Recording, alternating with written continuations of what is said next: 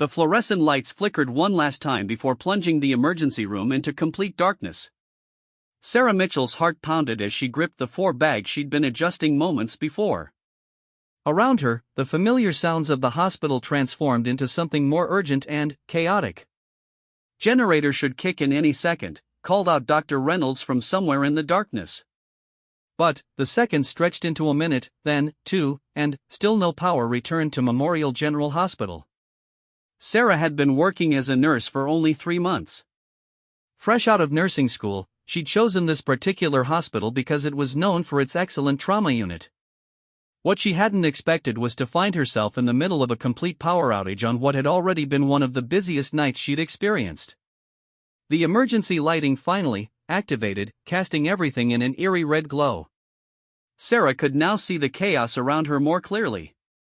Nurses rushed between patients, manually operating equipment that had been running on electricity moments before.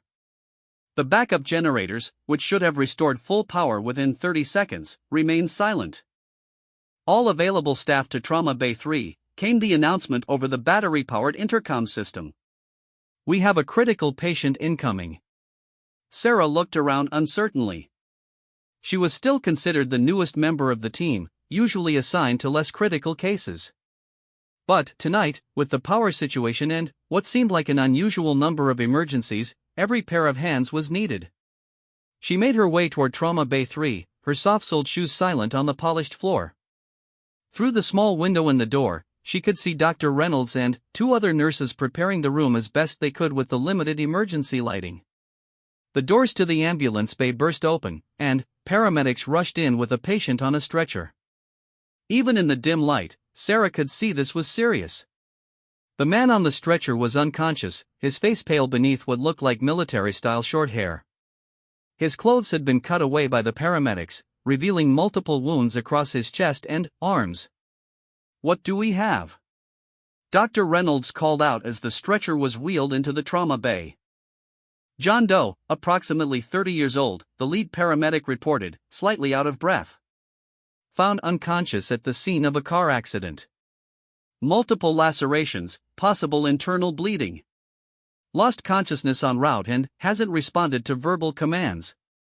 As they transferred the patient to the hospital bed, Sarah noticed something that made her step closer.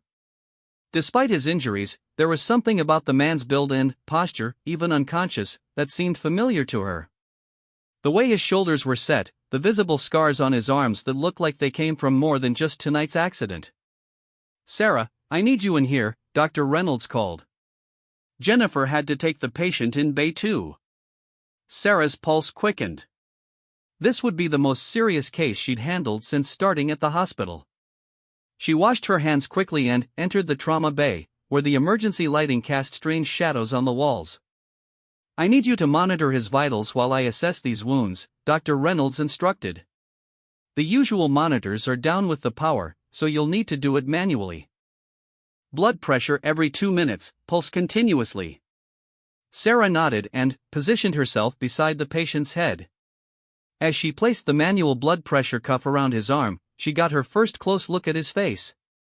Something about his features struck her as familiar, though she couldn't place where she might have seen him before. She pumped the cuff and listened through her stethoscope. "Blood pressure is 90/60, she reported. "Pulse is weak but steady at about 80. Dr. Reynolds looked up from examining a particularly deep wound on the patient's chest. "That's not good. He's showing signs of shock. We need to get fluids into him fast, but without the electric pumps, it's going to be challenging." Sarah continued monitoring while Dr. Reynolds worked to clean and assess the wounds. The patient had clearly been through something traumatic. Besides the obvious injuries from the car accident, she noticed older scars that suggested this wasn't his first encounter with serious injury. "Doctor," Sarah said quietly, "some of these scars look like they might be from knife wounds." "Old ones." Dr. Reynolds glanced up briefly. "You're right. This guy's been through some serious situations before tonight." He paused in his work. "Sarah, I'm going to need you to assist me with suturing some of these wounds. I know it's more than you usually handle, but with the power out and the rest of the staff spread thin, I need someone I can trust." Sarah felt a mix of nervousness and determination. I can do it. As she prepared the suturing materials by flashlight, Sarah found herself studying the patient's face again. There was something about the strong jawline and the way his hair was cut that seemed almost military. She'd grown up around military personnel and had developed an eye for spotting current or former service members. His injuries, she said to Dr. Reynolds, do they seem consistent with a car accident to you? The doctor paused and looked at her with interest. What do you mean? Some of these cuts look very precise. And the pattern. Sarah gestured toward the patient's arms. It's almost like someone was trying to hurt him on purpose, not just random trauma from an accident. Dr. Reynolds examined the wounds more carefully. You might be onto something. I've been so focused on treating them that I hadn't really considered the pattern. He looked at Sarah with newfound respect. Good eye. We'll need to make sure the police are aware of this when they come by for their report. As they worked together to stabilize the patient, Sarah found herself becoming more confident in her abilities. The emergency situation seemed to bring out skills she didn't even know she possessed. Her hands were steady as she assisted with the sutures, and she found herself anticipating what Dr. Reynolds needed before he asked. Blood pressure is improving, she reported after taking another reading. 100/70. Good. The fluids are helping. Dr. Reynolds finished with one wound and moved to the next. Sarah, can you clean around that wound on his shoulder while I work on this one? As Sarah gently cleaned the area around the shoulder wound, she noticed something that made her freeze. Partially hidden beneath the dried blood was what looked like a tattoo. She carefully cleaned around it, revealing more of the design. It was an eagle, anchor, and trident, the symbol of the Navy SEALs. Sarah's breath caught in her throat. She knew that symbol well. Very well. But she forced herself to remain focused on the task at hand, even as her mind began racing with implications. Doctor, she said carefully, I think our patient might be military. Special forces, possibly. Dr. Reynolds looked over at what she'd uncovered. Navy SEAL, he confirmed, recognizing the tattoo. That explains the physical condition and some of these old scars. He paused in his work. It might also explain why his injuries don't look entirely accidental. The patient stirred slightly, the first movement he'd made since arriving. Sarah immediately checked his pulse and blood pressure again. Vitals are stable. He might be starting to regain consciousness. That's a good sign. The head injury might not be as severe as we initially thought. Dr. Reynolds completed another suture. Keep talking to him, Sarah. Sometimes familiar voices can help draw people back to consciousness. Sarah found herself in an awkward position.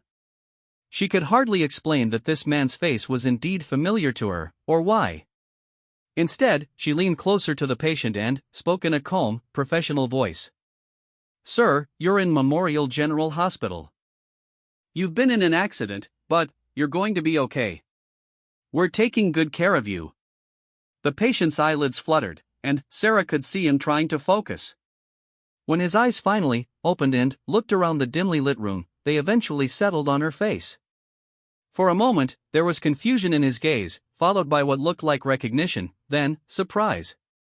Angel, he whispered, so quietly that only Sarah could hear. Sarah's heart stopped. That nickname. Only one person had ever called her that, and it had been years since she'd heard it. She looked into the patient's eyes more carefully, seeing past the injuries and the years that had passed. Marcus, she whispered back, barely audible. His eyes widened slightly before closing again as he slipped back into unconsciousness. But that moment of recognition had been enough to confirm what Sarah had begun to suspect. This wasn't just any Navy SEAL who had ended up in her emergency room. This was Marcus Thompson, and their history went back much further than her 3 months at Memorial General Hospital. Dr. Reynolds, focused on his work, had missed the whispered exchange. He came around for a moment. That's encouraging. Brain function seems to be intact. Sarah nodded, trying to keep her voice steady. Yes, that's very good news. But, inside, her mind was reeling. The last time she'd seen Marcus Thompson had been 8 years ago, under very different circumstances. She'd been a different person then, with a different name and a very different life. The fact that he was here now, injured and vulnerable, brought back memories she'd worked hard to leave behind. As they continued working to stabilize Marcus, Sarah found herself grateful for the dim emergency lighting. It helped hide the tears that had formed in her eyes and the way her hands had started to shake slightly. She forced herself to focus on the medical procedures, on being the professional nurse she'd trained to become. "Sarah, your hands," Dr. Reynolds said suddenly. "They're incredibly steady for someone so new to trauma work. Have you done this kind of thing before?" Sarah hesitated. I had some medical training before nursing school. Nothing formal, just experience in high-pressure situations." It wasn't entirely a lie. She had indeed received medical training, though not in the way Dr. Reynolds would assume. Her background was far more complicated than her official resume suggested.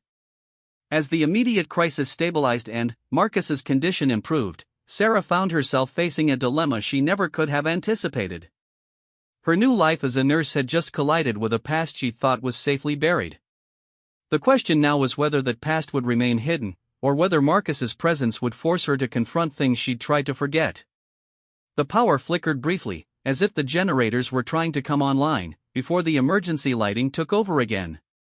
In that brief moment of normal lighting, Sarah caught a glimpse of herself in the reflection of the trauma bay window. The woman looking back at her appeared calm and professional, every inch the dedicated nurse. But, inside, she was someone else entirely, someone with skills and experiences that went far beyond what anyone at Memorial General Hospital knew about. As Dr. Reynolds finished the last of the sutures and they prepared to move Marcus to a recovery room, Sarah realized that her carefully constructed new life was about to become much more complicated. The question wasn't whether her secret would come out, but when and how much of it would be revealed. And whether Marcus, when he fully regained consciousness, would remember enough about their shared past to recognize not just her face, but who she really was beneath the nurse's uniform and the new identity she'd worked so hard to create. The next 12 hours passed in a blur of emergency procedures and backup protocols. The power outage had affected half the city, and Memorial General Hospital found itself operating on emergency generators that provided only essential lighting and critical equipment power. Sarah had volunteered for a double shift, partly because the hospital was short-staffed due to the crisis, but mostly because she couldn't bring herself to leave while Marcus remained unconscious. She'd been assigned to monitor patients in the recovery ward, which meant she had legitimate reasons to check on Marcus every hour. Each time she entered his room, she felt the weight of their shared history pressing down on her. The man lying in the hospital bed looked peaceful now that his wounds had been properly treated, but Sarah knew the scars ran much deeper than what showed on his skin. Dr. Reynolds had been impressed with her performance during the emergency. "Sarah, I have to say, you handled yourself remarkably well last night. Have you considered specializing in trauma nursing?" "I'm still learning," Sarah had replied, deflecting the praise. The truth was, the skills she displayed had been honed in situations far more dangerous than any hospital emergency room. As dawn broke through the windows of Marcus's room, Sarah was checking his chart when she heard him stirring. She looked up to see his eyes opening, more focused this time than they had been during his brief moment of consciousness the night before. "Good morning," Sarah said in her professional nurse voice. "How are you feeling?" Marcus tried to sit up, wincing at the pain from his sutured wounds. "Like I got hit by a truck," he said, his voice hoarse. "How long have I been here?" "About 14 hours. You were brought in last night after a car accident." Sarah moved to adjust his pillows, helping him into a more comfortable position. "Do you remember what happened?" Marcus was quiet for a long moment, studying her face. Sarah could see the wheels turning in his mind, and she held her breath, wondering how much he remembered about their encounter in the trauma bay. "The accident is fuzzy," he said finally. "But I remember waking up and seeing an angel." His eyes met hers directly. "I thought I was dreaming." Sarah felt her cheeks warm, but she maintained her professional composure.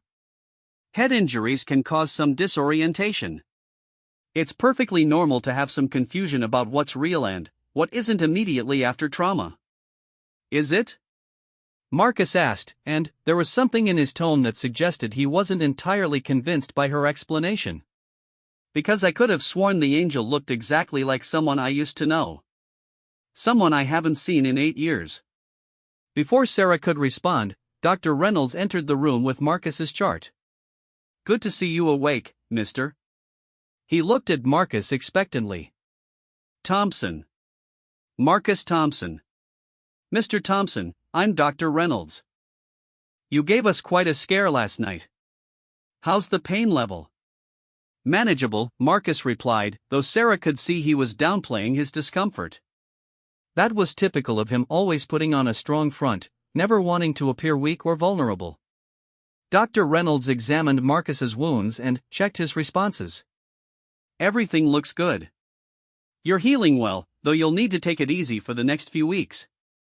Those were some serious injuries. Doctor, Marcus said, the car accident, was I alone? Dr. Reynolds exchanged a glance with Sarah. The police report indicates your vehicle was the only one involved.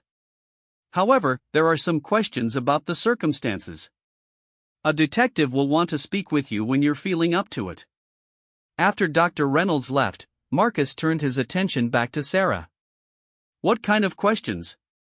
Sarah checked the hallway to make sure they weren't being overheard before closing the door. Your injuries, she said carefully, they're not entirely consistent with a typical car accident. Meaning? Meaning someone hurt you before you crashed. Sarah moved closer to his bed, lowering her voice. Marcus, what kind of trouble are you in? The use of his name without his having told it to her stopped Marcus cold. I never told you my name was Marcus. Sarah realized her mistake immediately. She'd been so concerned about his safety that she dropped her guard. It was on your medical bracelet, she said quickly. Marcus looked down at his wrist, where indeed there was a medical alert bracelet that Sarah hadn't noticed before. It was a reasonable explanation, but the look in his eyes suggested he wasn't entirely buying it. Sarah Mitchell, he said, reading her name tag. Have we met before, Nurse Mitchell? I don't think so, Sarah replied, but her voice lacked conviction. The weight of the lie sat heavily between them. Marcus was quiet for a long moment, studying her face with the intensity she remembered from years past. Finally, he spoke. You know, I once knew someone who looked remarkably like you. Same eyes, same voice, even the same way of tilting her head when she was thinking hard about something. Sarah's heart raced, but she forced herself to remain calm. People always say everyone has a twin somewhere in the world. Maybe, Marcus said. But this person, she had a very distinctive scar right here. He gestured to a spot just above his left eyebrow. Got it during a training accident. Very specific shape, almost like a small crescent moon. Without thinking, Sarah's hand moved to touch the exact spot Marcus had indicated, where indeed she had a scar that she usually covered with makeup. The gesture was automatic, a nervous habit from years past, and she realized her mistake immediately. Marcus's eyes followed her movement, and when their gazes met again, she could see the recognition. There was no longer just suspicion, it was certainty. Hello, Angel, he said softly. Sarah felt the walls she'd carefully built around her new life crumbling. The nickname he'd given her all those years ago brought back memories of a different time, a different version of herself that she'd worked hard to leave behind. I don't know what you're talking about, she said, but, even to her own ears, the denial sounded hollow. Dr. Angela Angel Rodriguez, Marcus said. Combat medic, 75th Ranger Regiment Support Unit. Served 2 tours in Afghanistan before disappearing without a trace 8 years ago. His voice was gentle, not accusatory. The question is, why did Angel Rodriguez become Sarah Mitchell, and why is she working as a rookie nurse instead of the experienced trauma surgeon she was training to become? Sarah sank into the chair beside his bed, the weight of maintaining her secret suddenly overwhelming. How did you end up here, Marcus? Of all the hospitals in all the cities, how did you end up in my emergency room? I could ask you the same thing. Marcus tried to sit up straighter, wincing at the movement. The last I heard, you were accepted into the Johns Hopkins Surgical Residency Program. Top of your class, destined for great things. Then, you just vanished. Things got complicated, Sarah said, her voice barely above a whisper. Complicated how? Angel, you saved my life twice in Afghanistan.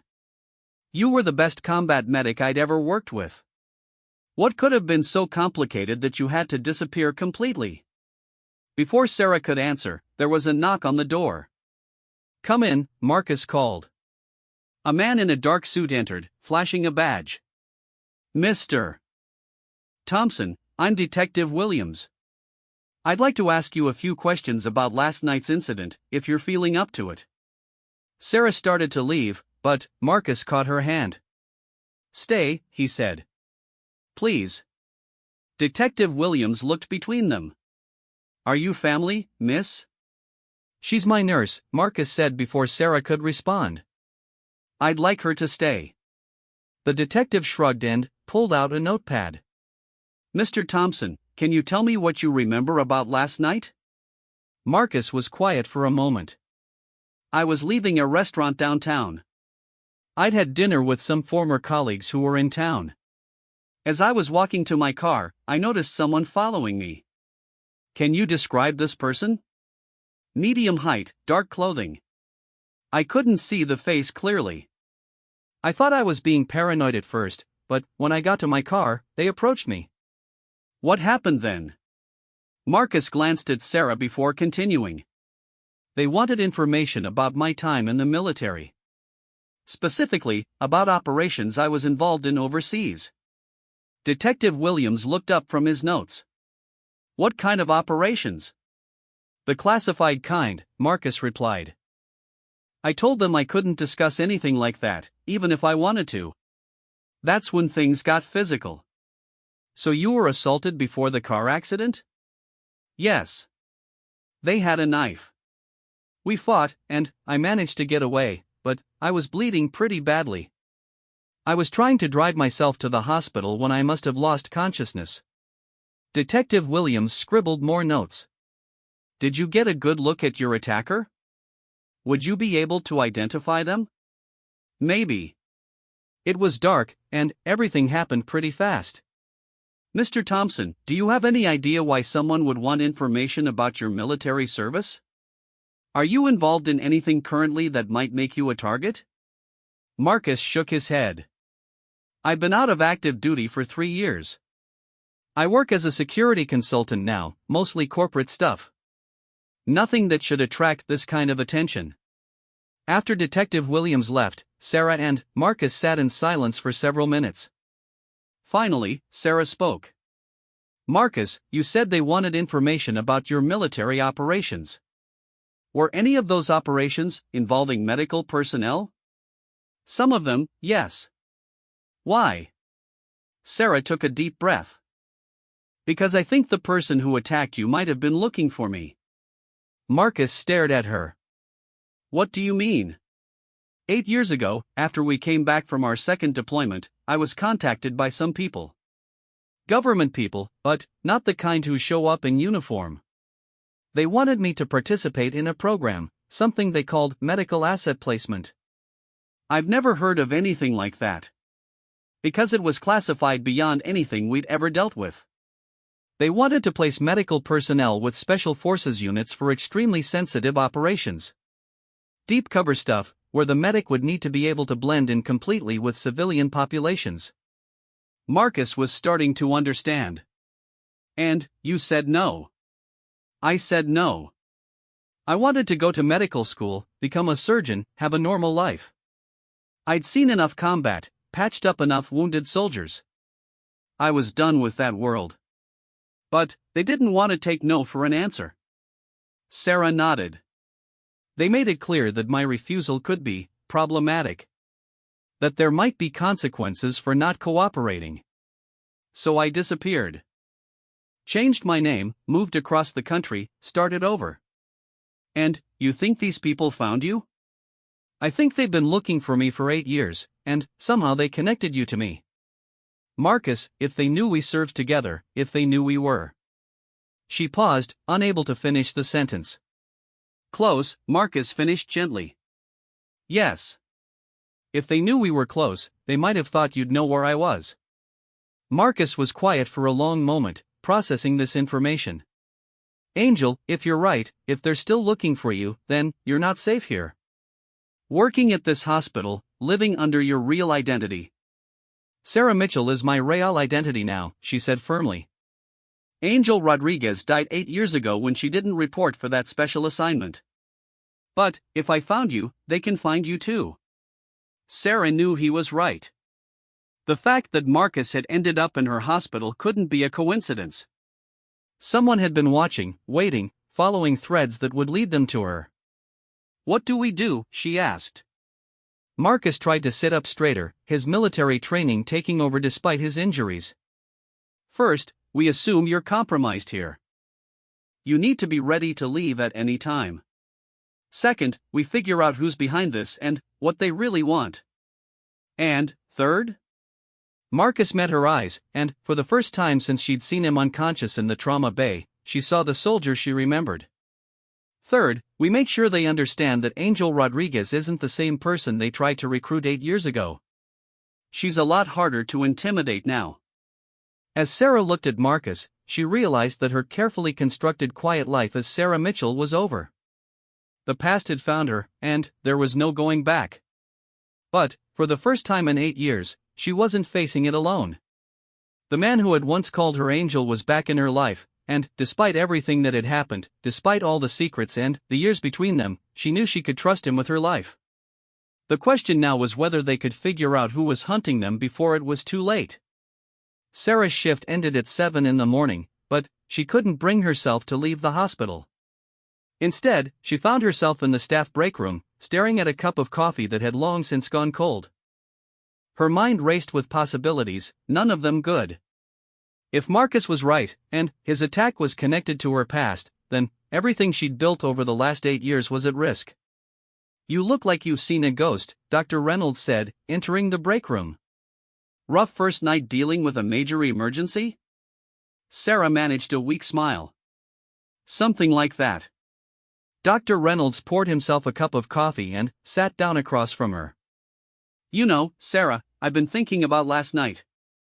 Your performance during that emergency was remarkable. I've seen nurses with years of experience freeze up in situations like that, but you were completely calm. Adrenaline, I guess. Maybe. Dr. Reynolds studied her face. Or maybe you've been in high-pressure medical situations before.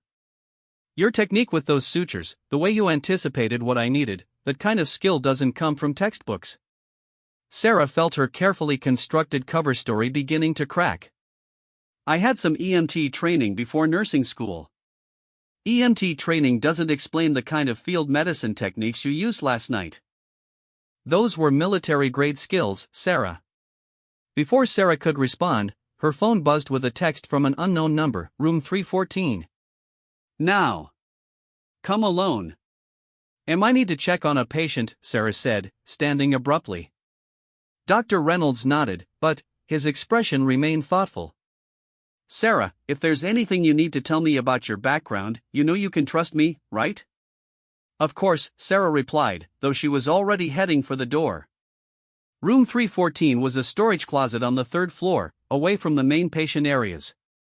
Sarah found Marcus there, dressed in hospital scrubs instead of a patient gown, looking far more alert and mobile than someone with his injuries should have been. How did you get out of your room? Sarah asked. I've been hurt worse than this and still had to complete missions, Marcus replied. A few stitches aren't going to keep me bedridden. He gestured for her to close the door. We need to talk, and your room has too many ears. Someone's listening? I noticed some interesting equipment in my room that doesn't belong in a standard hospital setup. Nothing obvious, but when you've been in my line of work, you develop an eye for surveillance gear. Sarah felt a chill run down her spine. They're here already? Or they've been here all along, waiting for you to surface. Marcus moved to the small window and peered out carefully. Angel, I need you to think back to that program they wanted you for 8 years ago. Did they give you any details about what kind of operations you'd be involved in? Sarah closed her eyes, trying to remember the details of conversations she'd tried hard to forget. They said it would be deep cover medical support. Embedding with civilian populations in hostile territories. Long-term assignments where traditional military medics couldn't operate. Did they mention specific regions? Countries? They kept it vague, but there were hints about Eastern Europe, parts of Africa where there are ongoing conflicts but no official U.S. military presence. Marcus nodded grimly. I've heard rumors about programs like that. Black Ops medical support for operations that officially don't exist. Marcus, what aren't you telling me? Your attack last night, you said they wanted information about military operations. Which operations? Marcus was quiet for a long moment. After you disappeared, I was assigned to a joint task force. We were tracking weapons smuggling networks that were supplying terrorist organizations. Some of our operations took us into areas where we needed medical support that couldn't be officially documented. And, you think that's connected to the program they wanted me for? I think the people running that program have been using other medical personnel for the operations you turned down. And, now, 8 years later, something's gone wrong with one of those operations, and they need someone with your specific skill set to fix it. Sarah sank into a chair. So they're not just looking for me out of spite. They actually need me for something. Which makes you both valuable and extremely dangerous to them, Marcus said. If you cooperate, you become part of their off-the-books operations permanently. If you refuse, they eliminate the security risk, Sarah finished. We need to get you out of here, Angel. Tonight. I can't just disappear again. I have a life here, responsibilities. You have a life here that will end if you stay, Marcus said bluntly. Look, I know it's hard. You've built something good as Sarah Mitchell. But Angel Rodriguez's past isn't going to stay buried forever. Before Sarah could respond, her phone rang. The display showed it was Dr. Reynolds. Sarah, where are you? We have a situation in the emergency room. What kind of situation? Multiple gunshot victims coming in. We need all hands on deck.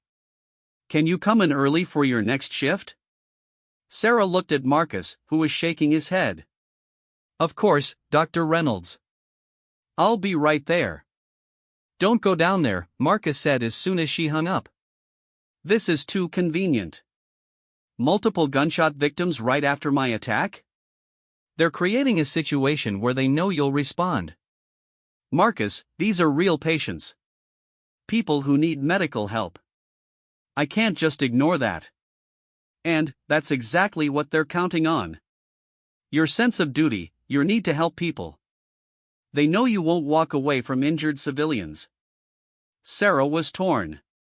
Everything Marcus was saying made sense, but the idea of letting people suffer while she had felt wrong on every level. What if we're wrong? She asked. What if it really is just a coincidence, and people die because I was too paranoid to help? Marcus studied her face, seeing the internal struggle. Finally, he sighed. Okay. But we do this smart. I'm coming with you. You can't. You're injured, and you're supposed to be in bed. I've been in worse shape and still provided overwatch for medical operations. I'm not letting you walk into a potential trap alone. They made their way toward the emergency room, Marcus moving stiffly but with determination.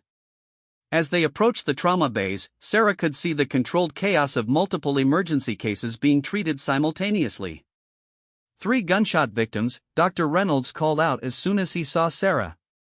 2 are stable, but we've got one that's touch and go. I need you on the critical case. Sarah scrubbed in quickly and entered Trauma Bay 1, where a young woman lay unconscious with what appeared to be a gunshot wound to the chest. As Sarah began assisting with the emergency procedures, she noticed something odd about the patient's injuries.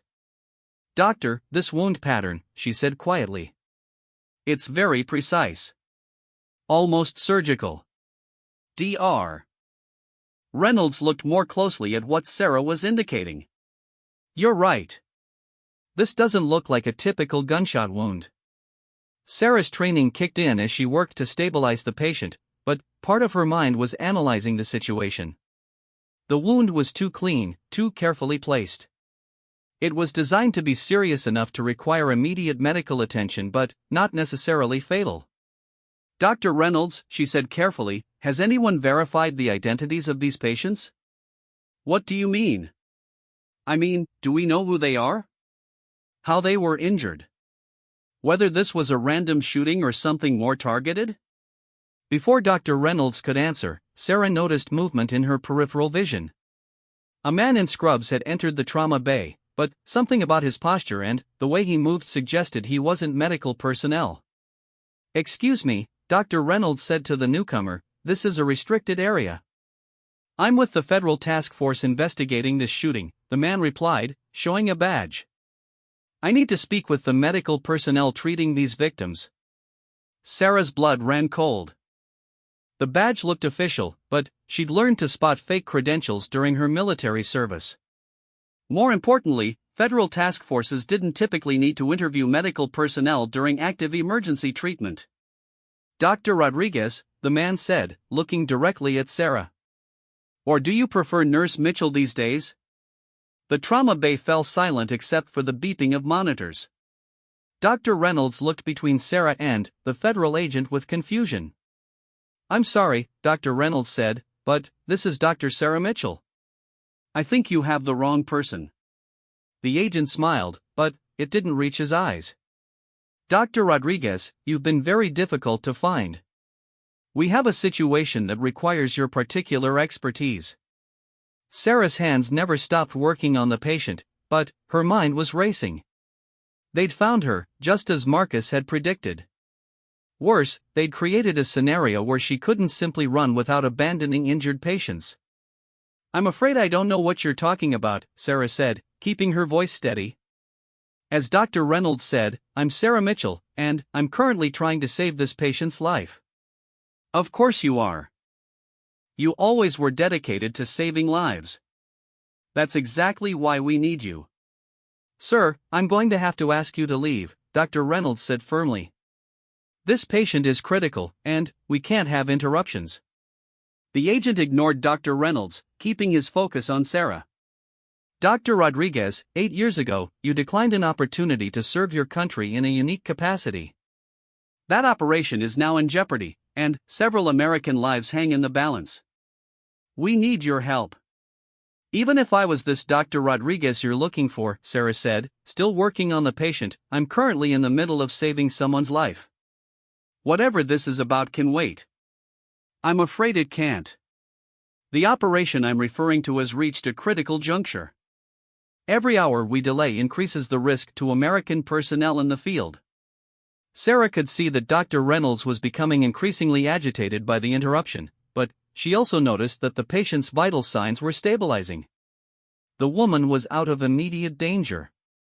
"Your patient is stable now," the agent observed. "Remarkably quick work for such a severe injury. Almost as if you've dealt with similar wounds before." That's when Sarah realized the full scope of what they'd done.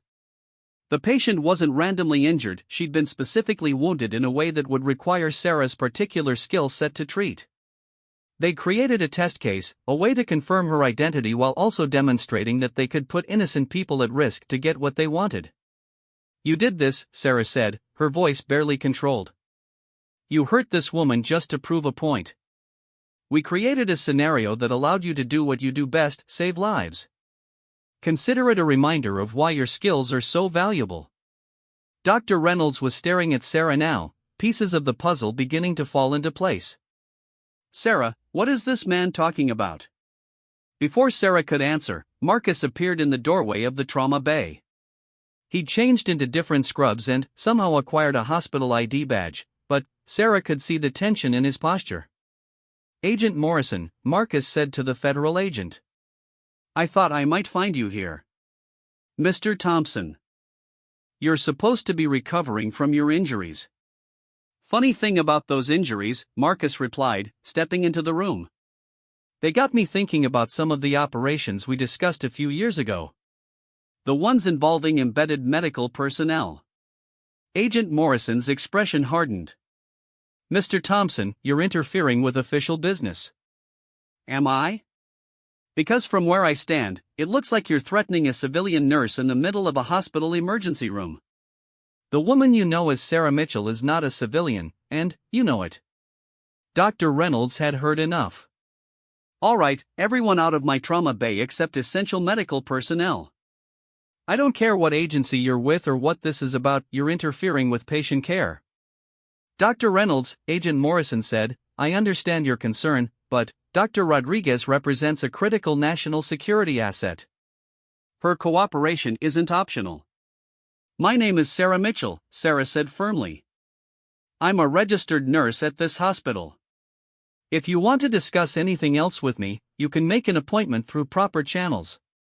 "I'm afraid that's not how this works, Doctor." "You see, Dr. Angela Rodriguez never officially resigned from military service. She simply went AWOL during a critical assignment. Technically, she's still under military jurisdiction." Sarah felt the walls closing in around her. If they could prove she was Angel Rodriguez, they could potentially force her back into military service under threat of court-martial for desertion. Even if that were true, Marcus interjected, she would be entitled to legal representation and due process. "Mr. Thompson, you're not in a position to make demands. Your recent injuries demonstrate how vulnerable you are when you involve yourself in matters that don't concern you." The threat was clear, and Sarah realized that they weren't just after her, they were willing to hurt anyone who tried to help her. "What do you want?" she asked quietly. "Your cooperation with a time-sensitive operation. There are American personnel in danger in a region where official military medical support cannot be deployed. You have the unique combination of skills and training necessary to extract them safely." "And if I refuse?" Agent Morrison gestured toward the patient Sarah had just treated. "More innocent people get hurt while we continue to demonstrate the consequences of non-cooperation." Sarah looked at the unconscious woman on the table, then at Marcus, whose jaw was tight with anger, and, finally, at Dr. Reynolds, who was watching the entire exchange with growing alarm. "How long?" she asked. "The operation is expected to take 2 weeks. After that, you're free to return to your life as Sarah Mitchell." "And if I don't make it back?" "Then, Sarah Mitchell will have died heroically saving American lives, and Dr. Angela Rodriguez will have finally fulfilled her duty to her country." Sarah realized she was out of options. They'd found her, they'd demonstrated their willingness to hurt innocent people, and they'd made it clear that refusing would only lead to more violence. But, as she looked at Marcus, she saw something in his expression that gave her hope he had a plan. "I need time to think," she said. "You have 1 hour," Agent Morrison replied. "After that, we proceed with or without your cooperation, and the consequences become significantly less pleasant for everyone involved." As the agent left the trauma bay, Sarah realized that her quiet life as a nurse was truly over. But, looking at Marcus and seeing the determination in his eyes, she also realized that Angel Rodriguez might have one more mission left in her after all. The hospital's chapel was empty at 8 in the morning, providing the perfect place for a private conversation. Sarah sat in the front pew while Marcus checked the entrances and windows, his military training evident even with his injuries. 1 hour isn't enough time to disappear completely, Marcus said, settling beside her. "But it might be enough time to turn the tables." "What do you mean?" Marcus pulled out a cell phone Sarah didn't recognize. "While Agent Morrison was making his threats, I was taking pictures of him and his credentials. I've got contacts in the intelligence community who can verify whether he's legitimate or if this whole operation is something else entirely." "Something else like what?" "Like a private contractor using official sounding titles to recruit assets for non-governmental operations. It's more common than you'd think, especially for the kind of work they're describing." Sarah felt a spark of hope. "You think they might not actually be government agents?" "I think a lot of things don't add up. Real federal agents don't usually threaten civilians in hospital emergency rooms. They certainly don't wound innocent people to make a point." Marcus scrolled through his contacts. "I'm calling someone who owes me a favor." As Marcus made his call, Sarah found herself thinking about Dr. Reynolds and the confusion on his face when Agent Morrison had revealed her real identity. Her cover at the hospital was blown, regardless of how this situation resolved itself. "Jack, it's Marcus Thompson," she heard Marcus say into the phone.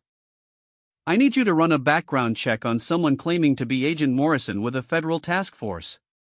"Yes, I know it's early. Because people's lives are at risk, and I think we're dealing with imposters." While Marcus spoke with his contact, Sarah noticed Dr. Reynolds approaching the chapel. He hesitated at the doorway, clearly uncertain whether to interrupt. "Dr. Reynolds," Sarah called softly. "Come in." The doctor entered and sat in the pew behind them, waiting for Marcus to finish his call. "My contact is running the name and badge number through official channels," Marcus said, hanging up. "We should know something within 30 minutes. Dr. Reynolds cleared his throat. "Sarah, I think I deserve some explanation about what just happened in my emergency room." Sarah exchanged a look with Marcus, who nodded slightly. "Dr. Reynolds, my real name is Angela Rodriguez. I was a combat medic in Afghanistan before I came here. 8 years ago, some people tried to recruit me for a classified program. When I refused, I changed my identity and started over. And now they've found you." "It appears so." Dr. Reynolds was quiet for a moment. "The patient they brought in, her injuries were too precise to be from a random shooting, weren't they? I believe they wounded her specifically to draw me out and demonstrate my medical skills," Sarah admitted. That's monstrous. "Which is why we need to stop them," Marcus said. "Dr. Reynolds, how well do you know your hospital's security systems?" "Well enough." "Why?" "Because if these people are willing to wound innocents to get what they want, they're not going to simply accept a refusal. They'll escalate." As if summoned by Marcus's words, Sarah's phone buzzed with a text message, 30 minutes remaining. "Report to the parking garage, level B2. Come alone." "They moved up the timeline," Sarah said, showing the message to Marcus. "That's not a good sign," Marcus replied. "It suggests they're feeling pressure, which makes them more dangerous." Dr. Reynolds stood up. "Sarah, I may not understand everything that's happening here, but I know that woman in Trauma Bay 1 was hurt because of you. I can't let that happen to other patients." "What are you saying?"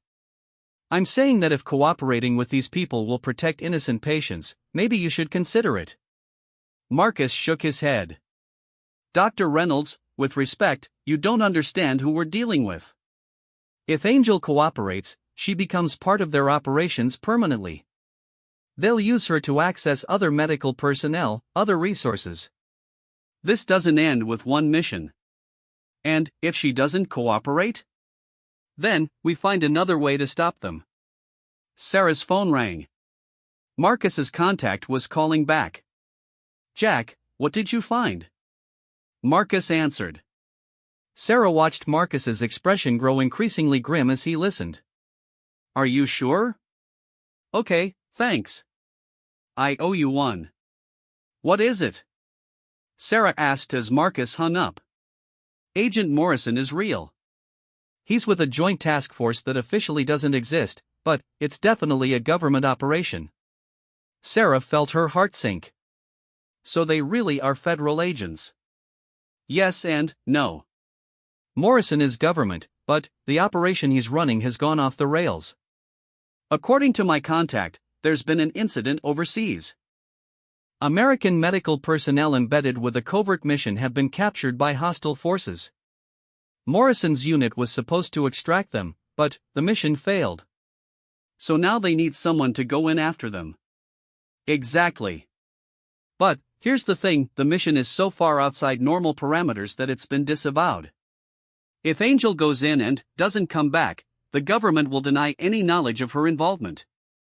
Dr. Reynolds looked between them. "They're asking her to go on a suicide mission." "Essentially, yes." Sarah stood up and walked to the small stained glass window at the front of the chapel. 8 years ago, she'd walked away from this world to build a normal life. Now that life was over, and she was faced with the same impossible choice that had made her disappear in the first place. What if I said yes? She asked quietly. Angel, no, Marcus said immediately. Listen to me. What if I agreed to go, but on my terms? I choose my team, I plan the extraction, and I have full tactical support. They'll never agree to that. They will if the alternative is losing their captured personnel entirely. Sarah turned back to face them. Marcus, you said yourself that this mission has been disavowed. That means Morrison and his people are operating without official backing. They need this to succeed or their careers are over. Marcus was quiet for a moment, considering the implications. You're talking about leveraging their desperation. I'm talking about using their situation to help the people who are trapped overseas while also protecting myself. And how exactly would you do that? Sarah smiled for the first time since this ordeal began. By insisting that my team include a certain former Navy SEAL who has experience with hostage extraction. Marcus stared at her. Angel, I'm barely able to walk without pain. My injuries from last night will heal. And, in the meantime, you can provide tactical planning and oversight. Morrison said they need my medical expertise, but they also need someone who understands covert operations. Dr. Reynolds had been listening to this exchange with growing alarm. Sarah, you're both talking about this like it's actually an option. You're discussing walking into what could be a death trap. Dr.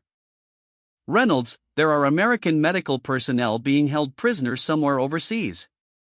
If we don't help them, they're going to die anyway. At least this way, we might be able to save them. But why does it have to be you? Sarah was quiet for a long moment. Because 8 years ago, I walked away from this responsibility, and other people had to take my place. Some of those people might be the ones who are captured now. I can't walk away twice. Marcus's phone buzzed with another text, time's up. Parking garage. Now. We need to go, Sarah said. Angel, wait. Marcus caught her arm. If we do this, we do it smart. We make demands, we set terms, and we don't go in blind. Agreed. Dr. Reynolds stood up. Sarah, if you're really going to do this, I want you to know that your job will be waiting for you when you get back. Dr. Reynolds, you know I can't come back here. Too many people know who I really am now. Then, maybe it's time for Angel Rodriguez to stop hiding and start living openly again. As they made their way toward the parking garage, Sarah realized that Dr. Reynolds might be right. She'd spent 8 years building a life as someone else, but maybe it was time to stop running from who she really was. The parking garage was dimly lit and mostly empty. Agent Morrison was waiting beside a black SUV, along with 2 other men in dark suits. Sarah noticed that Marcus was moving more easily now, his training overriding his pain as he prepared for potential confrontation. Dr. Rodriguez, Agent Morrison said as they approached. I trust you've made your decision. I have, Sarah replied. I'll help you extract your people, but I have conditions.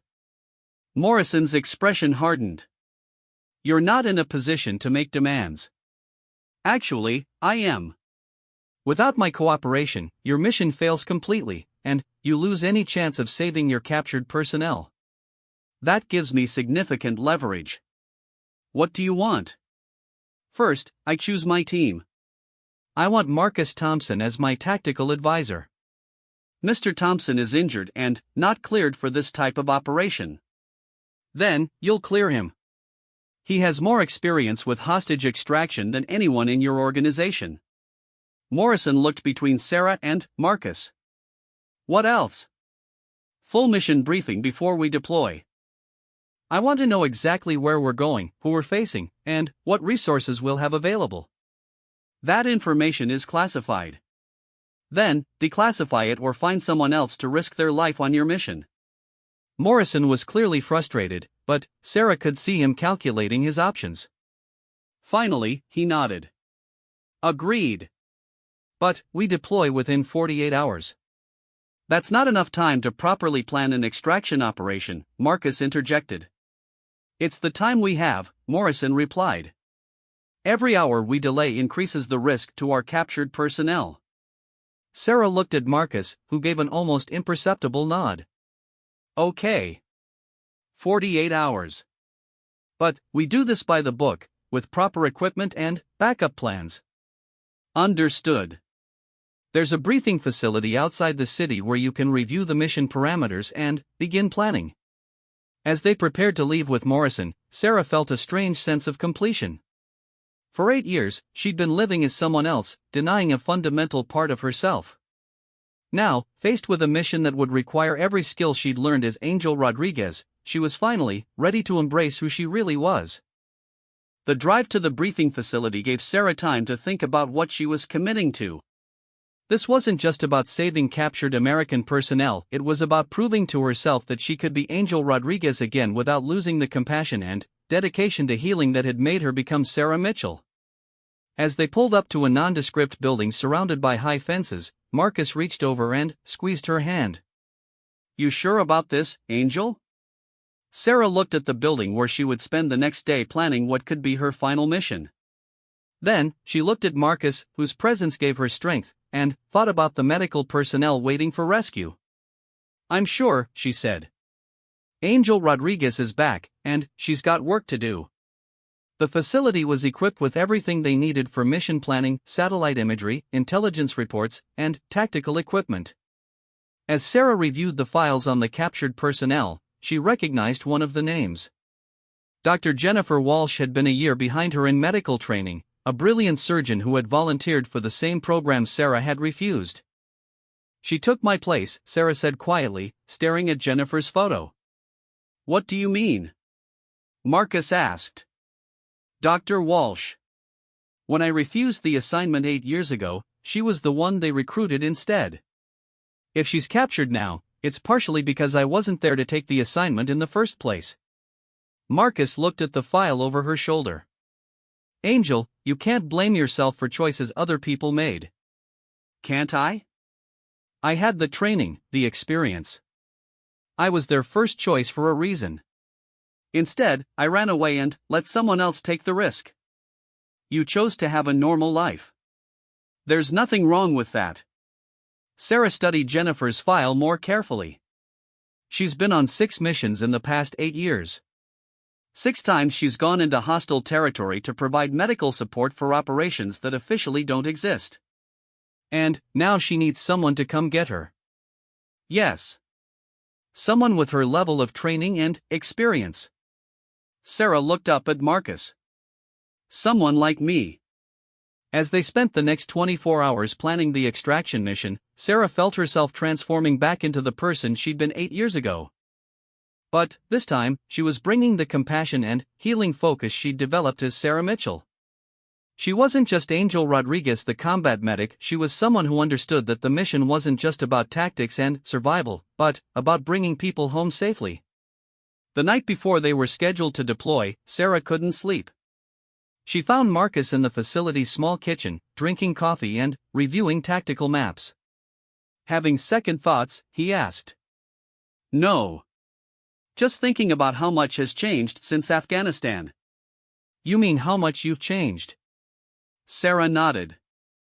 I spent 8 years learning to be someone else, but I think maybe I needed to do that to become who I'm supposed to be now. Which is? Someone who can do this kind of work without losing sight of why it matters. Angel Rodriguez was a good combat medic, but she was angry and burned out. Sarah Mitchell learned how to heal people not just physically, but emotionally. Maybe this mission needs both of those people. Marcus smiled. I think Dr. Jennifer Walsh is going to be very glad to see you. As Sarah prepared for her first mission in 8 years, she realized that she was no longer running from Angel Rodriguez or trying to be Sarah Mitchell. She was finally ready to be herself, all of herself, for the first time in her adult life. The woman who would board the transport plane in the morning wasn't the rookie nurse who had worked her first trauma case during a blackout, nor was she the combat medic who had disappeared 8 years ago. She was someone new, someone stronger, someone who understood that sometimes the best way to heal the world is to be willing to fight for it. And, for the first time in 8 years, Angel Rodriguez was ready for battle.